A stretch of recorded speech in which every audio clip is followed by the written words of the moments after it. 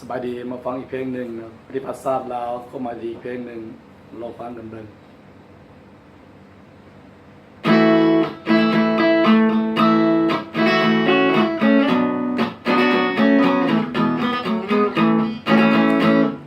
ปฏิวัติส่องแสงแจ้งส่องถึงเมืองลาวสาวลาวเอาเข้มแข็งทั้งกายและใจเดินก้าวขึ้นไปตามทางใหญ่ไพศาลโอ้ศาสตร์ลาวคนลาวทั่วแดนดาวแสนสุขชื่นใจศาสตร์ลาวได้เกิดใหม่เมื่อบ้านเราพ้นภัยจะเข้าไปสู่วัฒนธรรมประเทศสาธารณรัฐประชาธิปไตยประชาชนลาวเป็นคนของพวกศาสตร์ลาวจงมันยืนเรื่อยไป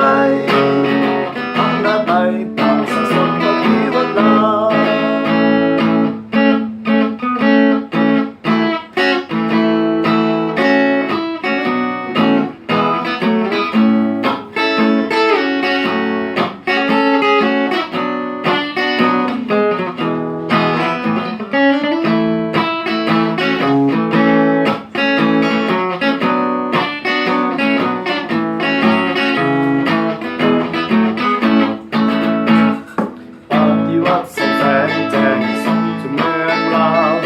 สาวลาวเอาเข้มแข็งทั้งกายและใจ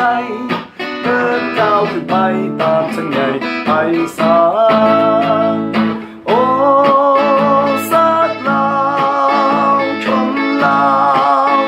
ทั่วแดนดาวแสนสุขชื่นใจศาสตร์ลาวได้เกิดใหม่เมืองบ้านเราพ้นภัยจะเข้าไปสู่วัฒนธรรมประเทศสาธารณรัฐประชาธิปไตยประชาชนลาวเป็นคนของพวกศาสตร์ลาวจงมันยืนเรื่อยไปอำนาจใหม่ประชาชนปฏิวัติลาวอำนาจใหม่ประชาชนปฏิวัติลาว